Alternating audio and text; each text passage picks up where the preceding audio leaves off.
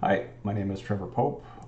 Today I'm going to talk to you a little bit about images for the web and sizing and compression.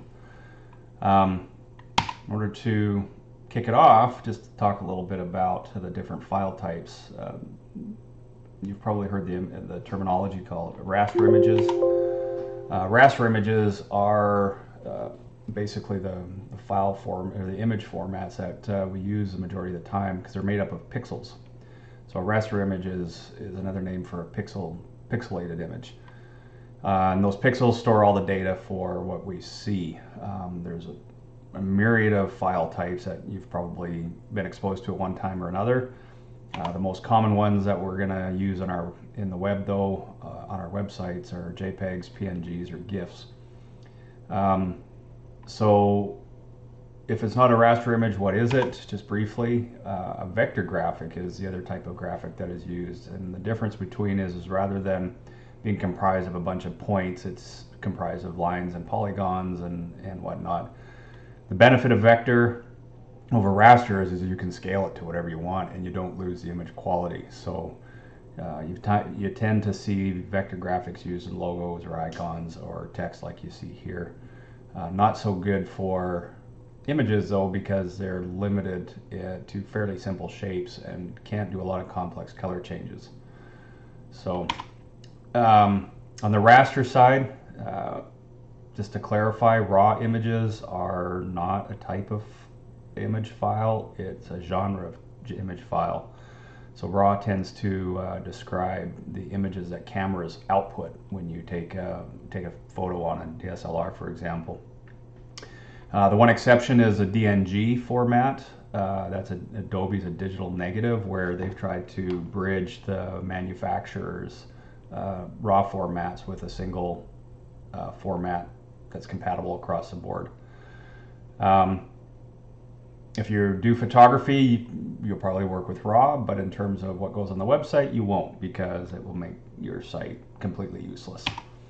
So what do we use? We use JPEGs. This is the most popular format on the web. It's perfect for images with lots of color and gradients and patterns because of the large color palette that it has. It's also very flexible in the sense that you can save high quality JPEGs all the way to low quality. So that gives you the ability to balance your quality with the size of your file, which becomes important as you define your scope of what it is you're trying to present in information. The next type of GIF or next type of image are called GIFs. These became popular years ago when they discovered, well, you can animate them, and the dancing baby's been around for a while. This technology or this format, though, is considered out of date now. It's been used a lot for transparency. You could put a transparent background to it, but it is limited because it's an 8-bit image, so it's limited to 256 colors. So it's an older standard, considered out of date for modern image compression. So what it has replaced it, though, is what's called a PNG. It's a format that Adobe put out a while ago. And what makes it good is you can do it in an 8-bit format, 256 colors, or also a 24-bit format, or 16 million colors. And because of that, it can handle transparencies a lot better. The file sizes are a little bit bigger, but it gives you more flexibility in what you can do with the image in terms of color and gradients. And so PNGs tend to be good for logos and other small graphic files. So what is optimization? An image, majority of the time, is not ready for a website. It needs to be compressed and sized and ready for whatever the format or whatever the layout is that you're using on your site. Search engines optimize sites by how well they load, and how well they load is a function of how well you optimize or prepare your images in the first place. So what is it? It's really just sizing and reducing your image file size to balance the speed with the quality of the image that you're looking for. So there's two types of compression. You get what's called lossy compression, and that's typical for JPEGs. And lossy is, like the word says, you are literally pulling elements out of the image and shrinking the size of it. Once you've pulled elements out, you can't put them back in. Lossless compression is a way of, it's kind of like a zip file. You can compress a file, try and get the file size smaller, but then you can decompress it back to its original state. TIFF files and BMP files are examples of that, where you can reduce the file size but not necessarily lose any of the information. As a rule of thumb, you've got product photos, for example. If you're going to do a product site, you would want your photos to be 80 to 100 kilobytes in size. The hero image, which by the way, I just learned about what a hero image was this week, but for a hero image, you want them a little bit bigger because you want a little bit quality in here. It's going to fill the frame of your website. Again, your goal is fast loading without compromising image quality. So there's not a real one set rule that says make your images all this size. It becomes a function of subjectivity and what are you trying to accomplish with the website, how fast you want it to load, how patient do you think your users are going to be in loading a high quality image, for example, or does it need to be quick and responsive and give them information very quickly. So it becomes a little bit of a subjective art on the designer side for what works. So just for information, or just to give you a couple examples, I've got an image that I had set up where an image that I took a couple years ago on a hike, and I just want to show you the differences in file sizes and how the compression works. So what I'm loading right now is a raw format. It's a Nikon Exchange format, the NEF. This was a photo that I took, and you'll notice that it's showing 67%. But if I look at the file size, that NEF file is 28 megs in size, which is huge for an image. So you wouldn't want to upload this to your website and expect people to download it every time they looked at it, especially on a mobile. The other problem with that is the size of it, because if you load that image, this is what it's going to look like. You actually wouldn't see the whole image because of the size of the image. So you'd end up scrolling all over the place, and it really wouldn't work. So what happens if I simply take that raw image and save it as a JPEG? And that's what this file is it's the exact same image. I didn't do any editing to it other than I saved it as a JPEG. And you'll notice that it reduced the file size by almost 5 times. Went from 28 to 5 megs. So what would happen if I put that into my file? Nothing, because it's the exact same size image. Nothing's changed in terms of width, in terms of resolution. It would still give you the same huge file. So then what do? How do you actually optimize this? How would I optimize this image? Well, the first thing I would do is want to, well, I don't need an image this big. So first thing I would do is change the file size. So right now it's almost 3,000 pixels wide by 1,900 pixels tall. So I'm going to change this to 1,200 pixels wide by 746 tall. Now I'm doing this in Adobe Photoshop. There's a ton of other tools that can be used, and that's explained in the information for this week's lesson, so I'm not going to go into the other tools, but I just want to show you how I would change the file size and compress this down in Photoshop. And the first thing I would do is change the width. 1,200 pixels. You'll notice immediately on my screen that the picture reduces in size. So now I'm going to save this as a JPEG, and get to my folder, and you'll see I've got a 1,200 pixel image already that I did earlier. So now I'm going to update my website, and I'm going to go mountain_1200. And I've set my width for auto, and I'll show you why here in a minute, because now when I reload this, you'll notice that the image scaled down.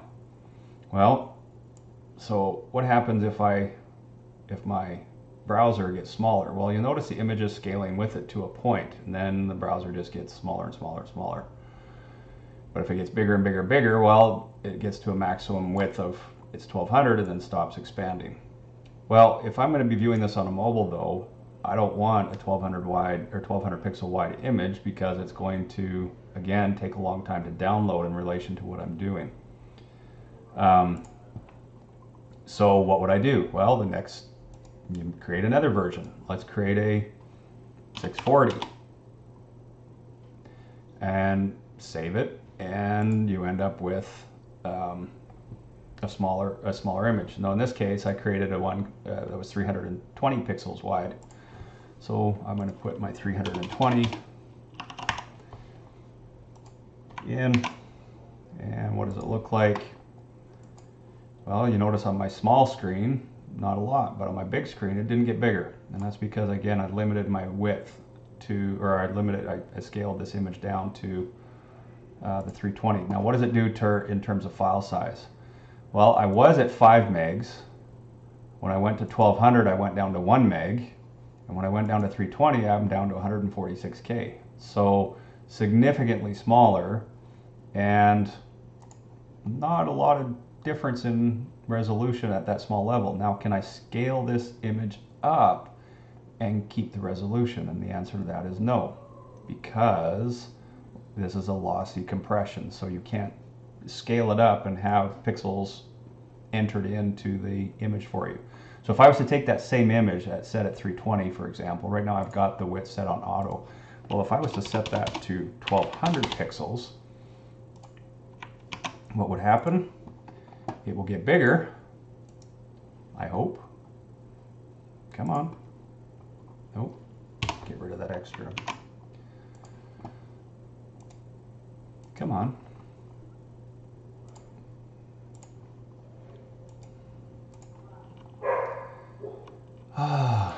Widows? I don't need widows. I need width.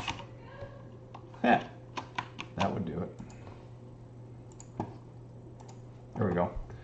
So you'll notice that even though I didn't change anything per se on the photo, but I scaled it up in the code to 1200 pixels, well, this image was only set for, it was resized to 320. And now that I've scaled it up to 1200, you'll notice how blurry it's gotten. So that's what happens with a lossy photo is once you pull information out, it can't go back in. So you've got to be careful when you're working with JPEGs for whatever you format them for, that you're working with the limit of what that picture can do, of whatever that image can do. So if I set this back to 320, go back to my site, this is what I scaled it for, and this is now what it looks good. So if you want an image for the full frame or for a large screen, then you're gonna have to format an image for whatever resolution you want that width to be.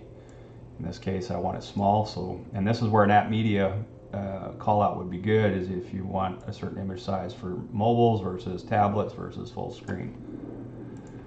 So anyway, that is just a quick rundown on image compression. I did want to point out one other thing. When you would use a PNG? So what I did is I created an image, for example, a product image, and I just made a picture of my watch. Let me just do that. So if I just uploaded a JPEG, this is my JPEG. Decent sized image, it looks okay, but you'll notice, I mean, that doesn't look like a very good product image per se. And so why would I use a PNG is now I can make this background transparent. So what I can do with a PNG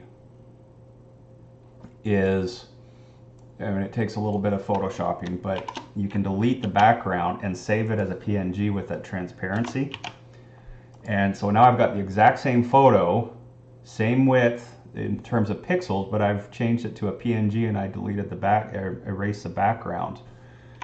And so what does that do for you is now creates a transparent background on your image.